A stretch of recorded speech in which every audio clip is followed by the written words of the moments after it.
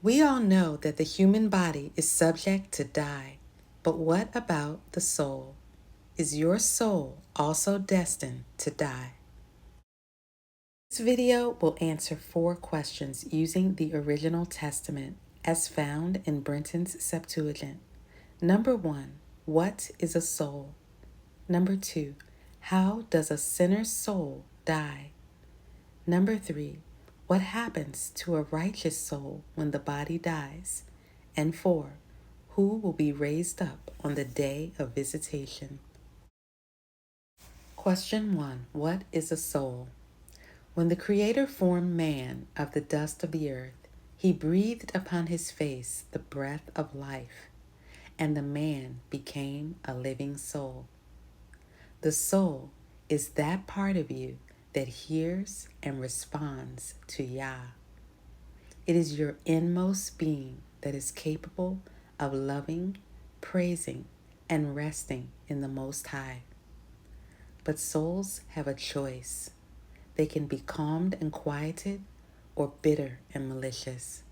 They can be weary and languishing, or gladdened and lifted up. They can love Yah or hate him. And the state of a person's soul at death determines what happens to that soul after death. Ezekiel 18:4 says, "For all souls are mine, as the soul of the Father, so also the soul of the Son. They are mine. The soul that sins, it shall die." So the question remains, how does a sinner's soul die? And the answer is not what you might expect. The sinner slays his own soul. How? With his works, his words, and his thoughts. And proof of this can be found in Wisdom of Solomon, chapter 1. This chapter says that the Most High does not find pleasure in the destruction of the living. He created all things that they might have their being, and the generations of the world were healthful, and there is no poison of destruction in them, nor the kingdom of death upon the earth. For righteousness is immortal, but ungodly men, with their works and words, called death to themselves. They wanted death to be their friend, and they made a covenant with it. Yah warns us not to seek death and not to pull destruction on ourselves with the works of our hands. The death of the sinner's soul is the sinner's choice. He or she has rejected the one who gives life and chosen the one who brings death.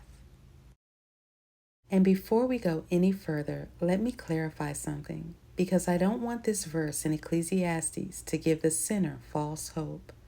Ecclesiastes chapter 12, verses 1a and verse 7 read, "And remember thy Creator in the days of thy youth, before the dust also returned to the earth as it was, and the spirit returned to the Elohim who gave it."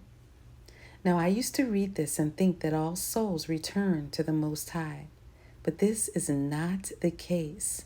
The spirit and the soul are not the same word. Spirit, or ruach, in this passage refers to the breath of life that the Creator used to create the living soul. That breath of life will return to the Creator who gave it, and the body will return to the dust that it came from. This verse has nothing to do with what happens to the soul. What happens to the soul depends on the state of that soul at the time of death. If you die in your iniquity, so does your soul. But not the upright.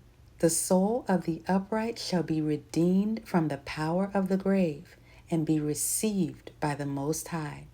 Those who go to their grave having turned from their sins and are keeping all Yah's statutes, and who die doing that which is lawful and right, their soul shall surely live, they shall not die. So what happens to a righteous soul? Wisdom of Solomon, chapter 3, verses 1 through 6 says, "But the souls of the righteous are in the hand of Yah, and there shall no torment touch them. In the sight of the unwise they seem to die, and their departure is taken for misery, and their going from us to be utter destruction, but they are in peace. For though they be punished in the sight of men, yet is their hope full of immortality. And having been a little chastised, they shall be greatly rewarded. For Elohim proved them and found them worthy for himself. As gold in the furnace has he tried them and received them as a burnt offering." Question number 4. Who will be raised up in the day of visitation? New Testament believers will tell you that all the dead will be raised to stand before a great white throne. However, this is not to be found anywhere in the Holy Scriptures. Yah is not redeeming dead, wicked souls. Here's what we find in Wisdom of Solomon, chapter 3. "And in the time of their visitation, they, the righteous, shall shine and run to and fro like sparks among the stubble. They shall judge the nations and have dominion over the people, and Yah shall reign forever. They that put their trust in Yah shall understand the truth, and such as be faithful in love shall abide with him. For grace and mercy is to his saints, and he has care for his elect."